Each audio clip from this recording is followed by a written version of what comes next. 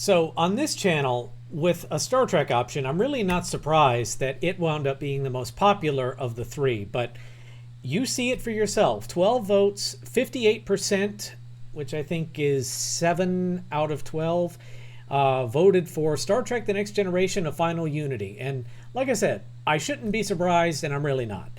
So because you asked for it, this weekend, maybe Saturday, maybe Sunday, I haven't decided yet, we will spend a little bit of time reacquainting ourselves with what I think is the best Star Trek game of the 90s. This one came out in 1995 from Spectrum Holobyte and redefined gaming as far as I'm concerned. And the thing that still amazes me to this day is that this was a terrific and high quality game that ran under DOS. I don't know why that surprises me, but it does. Whenever something runs well under DOS and apparently isn't even supported under Windows, it always surprises me. But I managed to get this to work through DOSBox. I pulled a backup of my original game CD. Yes, I've still got it. I've still got the original game media for all three of these games because I'm that much of a pack rat. And when we get to Terminator Skynet, by the way, you have to see the packaging because the box for this thing is insane.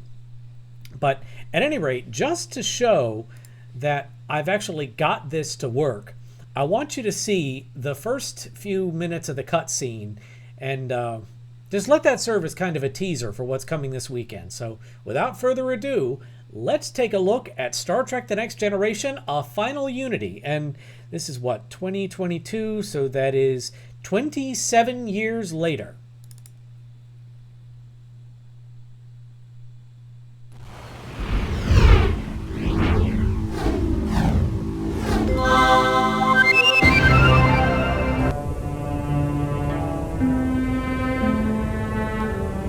Captain's log, stardate 47111.1. A Federation listening post along the Romulan neutral zone has detected an unidentified vessel headed for Federation space.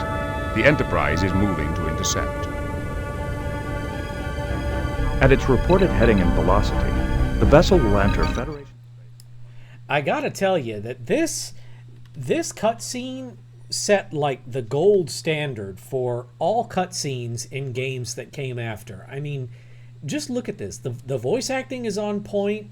The models of the ships are on point. Yeah, there's some issues with as you see here, there's some issues with the design of the bridge, and the nacelles are a little too big on the Enterprise model, but at the same time, listen to the music. I mean, this is equivalent to anything you might have heard on the series at this time.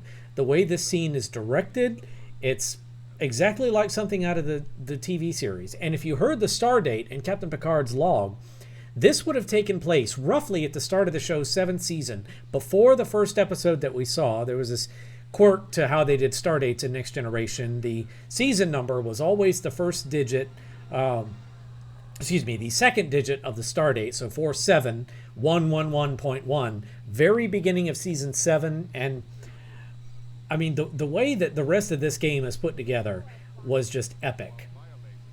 So I am really looking forward to getting back into this. I have not played this game since 1998 or so, when I last had a system that supported this game natively.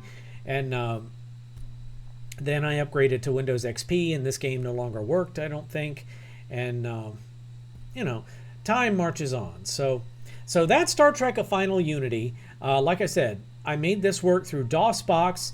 I also got Terminator Skynet to work through DOSBox, and the Chaos Continuum, that third option, works through VirtualBox. So a little bit of complicated technical stuff to make this happen, but I am super stoked. So with that said, I will see you Saturday. Till then, have a good week. Bye-bye, everybody.